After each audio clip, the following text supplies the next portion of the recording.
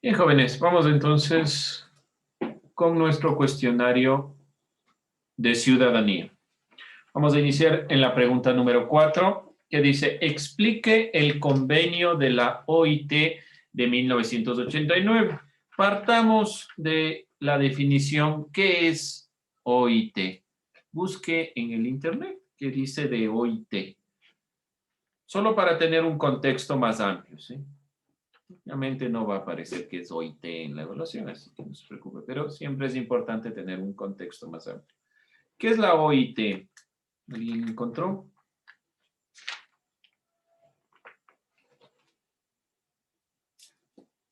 Organización Internacional del Trabajo. Es la Organización Internacional del Trabajo, generada por la Organización de Naciones Unidas. La Organización de las Naciones Unidas tiene varios ámbitos que le interesa en todos los países miembros del mundo. Entonces, este convenio estará ligado a dos elementos, ¿no? Obviamente al trabajo, la inclusión, pero sobre todo tiene que ver con lo indígena y está ligado a esta perspectiva de acá abajo. Por lo tanto, ¿qué era el convenio de la OIT? Alguien tal vez recuerde un gráfico con una flecha que mostraba los procesos históricos de la conquista de los derechos de los pueblos nativos. Al cumplirse los 500 años de resistencia y el dominio, ¿qué era este convenio? ¿Qué detrás, qué reconocía, qué decía el convenio?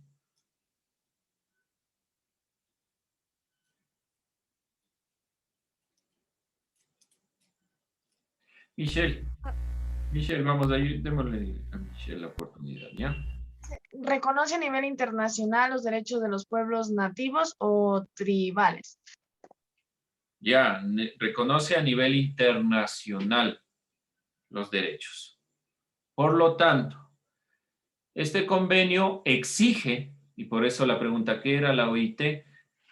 Exige a sus países miembros que reconozcan que los pueblos nativos o tribales, dependiendo del país, tienen derechos. Y no solo el derecho a que les reconozcan, digan, ah, sí, ahí están, existen, sino que participen.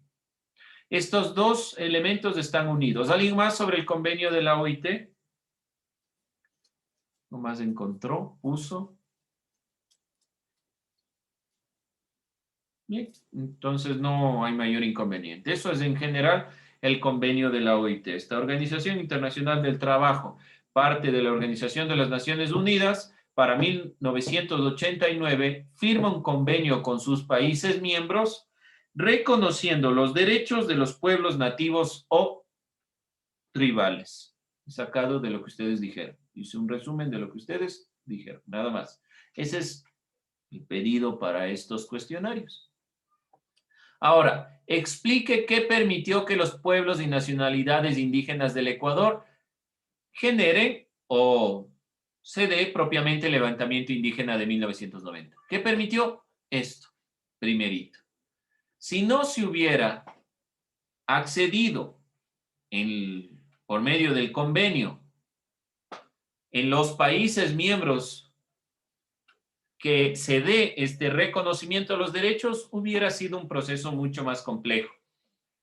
Pero dense cuenta, para 1990, ya prácticamente la última década del siglo XX, recién va a generarse un reconocimiento de los pueblos indígenas como tal, como participación activa, como actores políticos.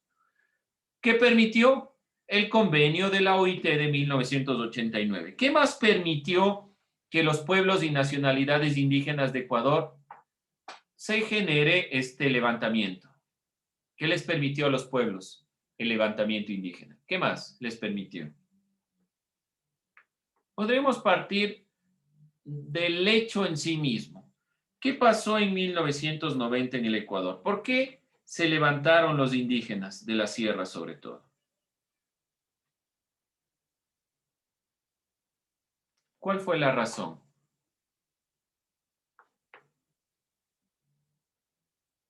Porque exigían sus derechos. Ya, pero vamos siendo un poco más concretos. ¿Qué derechos?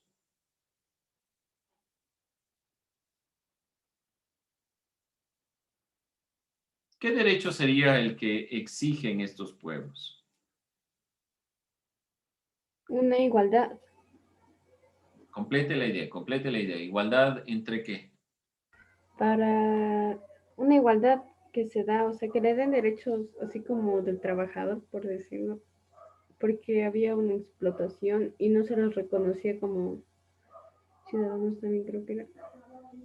Bueno, ciudadanos sí, porque las constituciones, acuérdese, de 1978 ya reconocía la ciudadanía simplemente mayor de 18 años.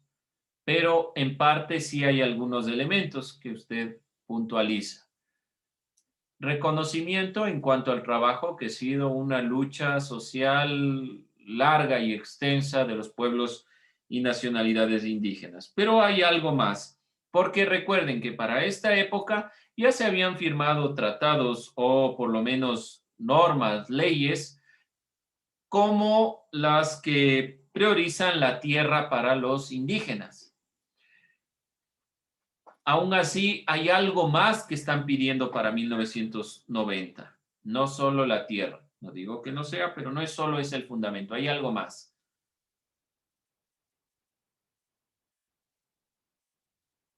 ¿Alguien más? ¿Alguna otra idea?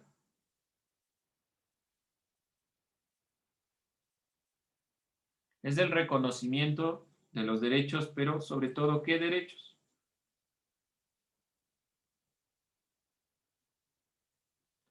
Pongámoslo de esta manera. Hasta el convenio de 1989 y el levantamiento de 1990, los pueblos y nacionalidades indígenas en general, todos debían aceptar la realidad que se había implementado. El lenguaje, las festividades, los ritos, la vida en comunidad, todos estos elementos no estaban planteados como parte del Estado ecuatoriano, sino que era prácticamente decir, bueno, sabemos que existen, están ahí, no nos interesa, sigan existiendo. Qué bueno por ustedes, pero no había mayor énfasis.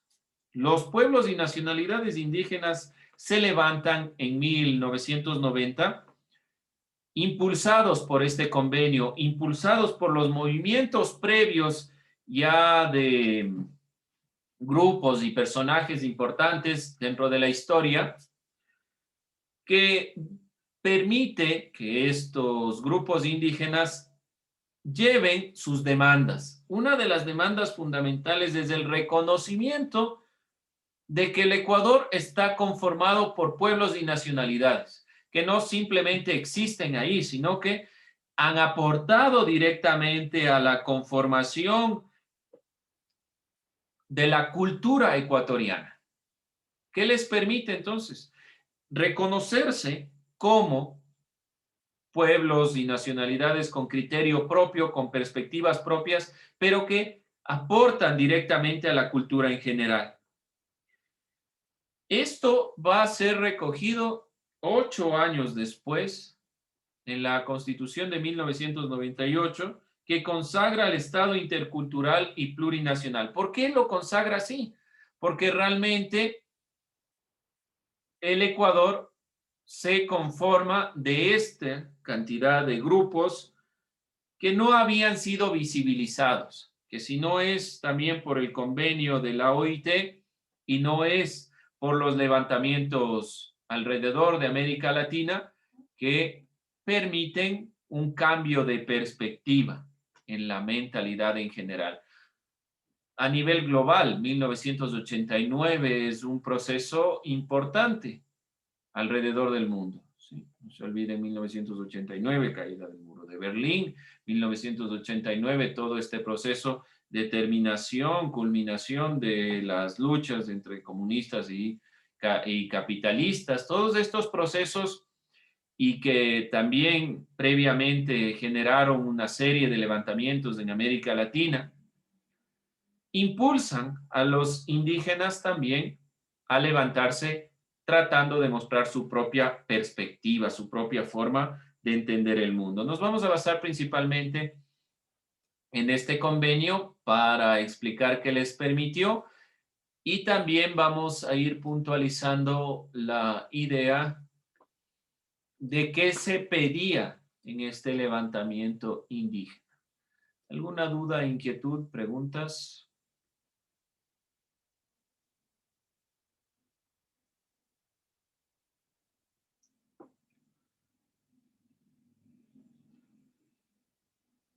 Finalmente, el levantamiento indígena de 1990 permitió a los pueblos y nacionalidades indígenas del Ecuador ser en general reconocidos en todos sus ámbitos culturales como parte del Ecuador, no solo como grupos que estaban ahí con existencia, sino que aportan directamente a la cultura, al pensamiento, a la forma de entender la realidad.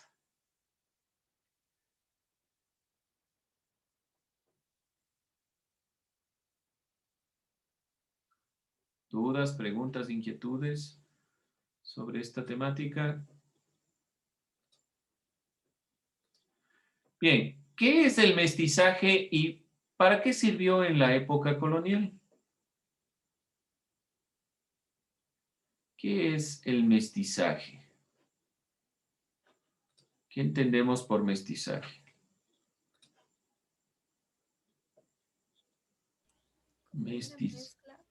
Una mezcla, podemos entender directamente la perspectiva de mestizaje como mezcla. Ahora, ¿qué se mezcla? Sería como el cruce genético y cultural entre un indígena y un español. Ya, no solo entre el indígena y el español. Aquí les pongo doble proceso.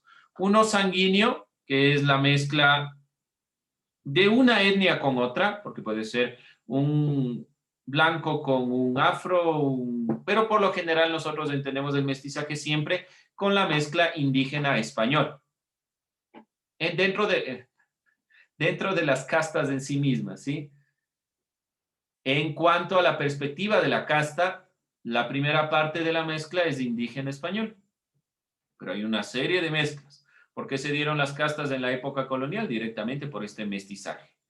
Ese es uno de los puntos. Ahora, otro de los elementos que también nos dice la compañera es la mezcla en cuestiones culturales. ¿Qué se mezcló en cuestiones culturales? Los alimentos. Se mezclaron los alimentos. Sí, los alimentos y las culturas, las tradiciones. Ya, ok, ya entendí en cuanto a las tradiciones. No entendí eso de se mezclaron los alimentos. Ya, entonces, en cuanto a las tradiciones culturales, se fueron entrelazando, se fueron complementando algunas perspectivas. ¿Y para qué sirvió en la época colonial el mestizaje? Porque los indígenas, los mestizos buscaban diferenciarse de los indígenas. Ya, pero de fondo, ¿por qué razón? ¿Buscaban diferencias? Bueno, obviamente yo soy diferente a usted, tal vez por el color de piel, digamos, el blanco, el poquito más blanquito y el más morenito. Dígame, Cecilia. Sería como, porque antes los indígenas pues no eran bien vistos en la sociedad, entonces se mezclaban para poder ascender ¿Ascender en dónde? en la sociedad. Ascender en la sociedad, ya. Ascender sobre todo de una casta y otra de clase. ¿Por qué de casta? Sabemos muy bien que, y gracias a nuestro video del baile del mestizaje, de las castas en la época colonial, cada una de las castas finales tenía una consideración inferior a las superiores, blancos, de mestizos y así sucesivamente. Y también les permitía, sobre todo, dejar de pagar ciertos impuestos. quienes eran más ligados a lo español no pagaban tanto impuesto. Les permitió subir de clase y de casta en la época colonial. Nos vamos a quedar sobre todo con la perspectiva de clase, porque esa consideración de clase permanece, esperemos que ya se haya roto. Yo considero que en ciertos ámbitos no todavía, pero permaneció mucho tiempo. Miren hasta qué época. Realmente permanece en la mentalidad de los ecuatorianos y en general de los latinoamericanos el que hay ciertas clases que son superiores a otras. Bien, entonces el mestizaje es esta mezcla en este doble proceso, tanto sanguíneo, porque es la mezcla de dos etnias que tienen una tercera que le permite principalmente ascender en cuestiones sociales, como nos dice la compañera, en clase, pero más allá de eso hay una mezcla cultural, porque, por ejemplo, vemos el caso de Eugenio Espejo. Eugenio Espejo, más allá de su conformación mestiza, conserva rasgos propios de las dos etnias y comienza a utilizar la ciencia occidental y sobre todo la vestimenta. Veíamos también en el levantamiento de Condorcanqui que mantiene la vestimenta, una mezcla entre la vestimenta europea y la vestimenta indígena. Esto se va viendo directamente en la cultura. Tradiciones, por ejemplo, las tradiciones propias mestizas, el carnaval, que es uno de los elementos muy mestizo, tiene una mezcla directa entre lo indígena y lo blanco. Eso en la cultura va introduciéndose mucho en la mentalidad que es propia del mestizaje. Bien, ¿alguna duda, alguna pregunta? Vamos con los fundamentos sociales en los ámbitos afro, montubio, mestizo e indígena. En cuanto a lo indígena, está retratado desde esta perspectiva, ¿sí? Por lo tanto, lo indígena es este proceso principal que ha venido introduciéndose en la cultura, que no se ha dejado nunca de lado aun cuando no hemos querido reconocerlo, y que parte realmente del reconocimiento desde el levantamiento indígena de 1990 y los procesos previos que han llevado a considerar a las nacionalidades y los pueblos como parte de la conformación de la cultura, el pensamiento de nuestro país y de los países en general de América Latina.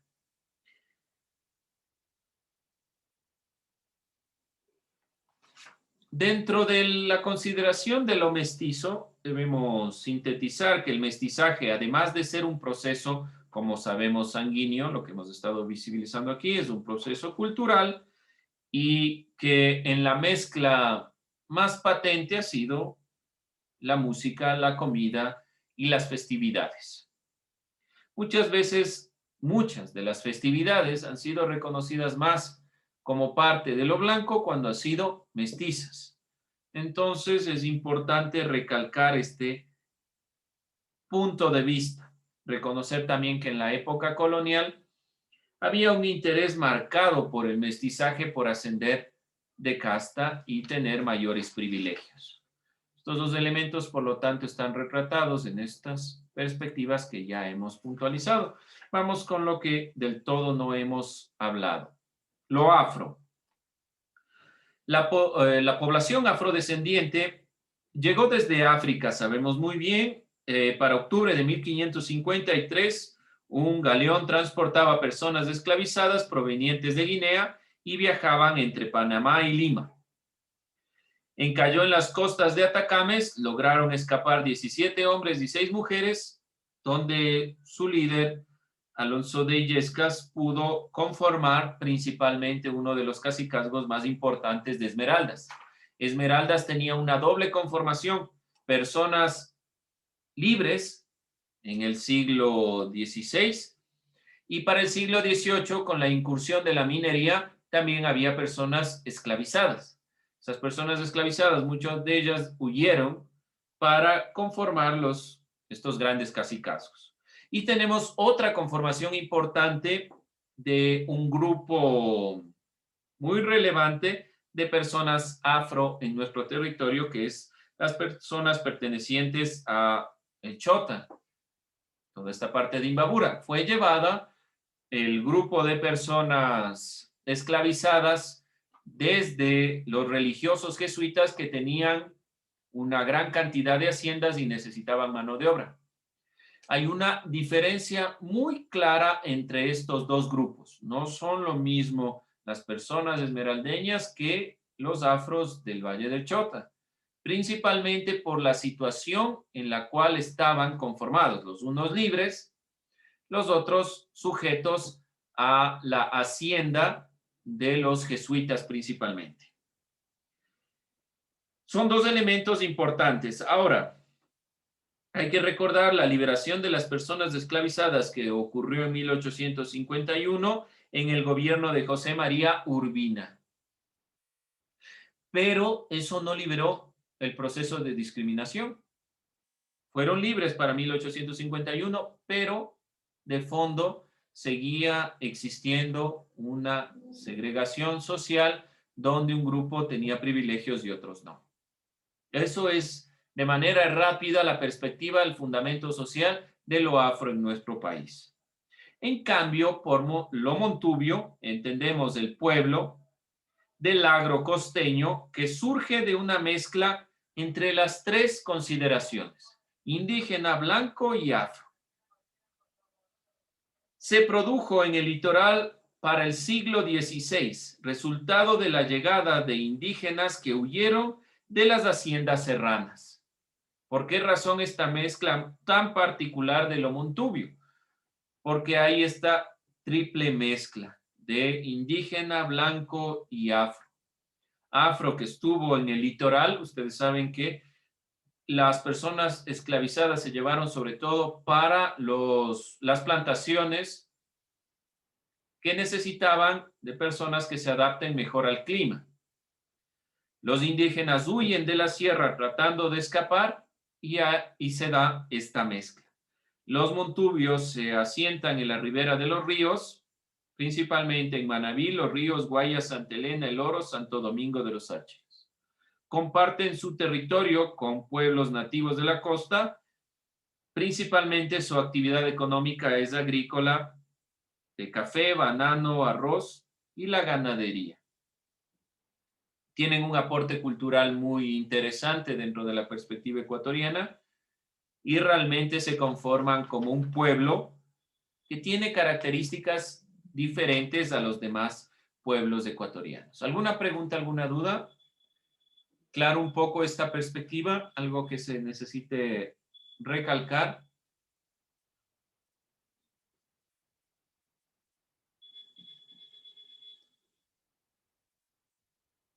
Bien, la pregunta número 8 está ligada a estas ideas. Explique qué actores participan en el acto deliberativo. Obviamente ligado a esta visión de la deliberación, pero también en cuanto a las perspectivas que hemos estado viendo.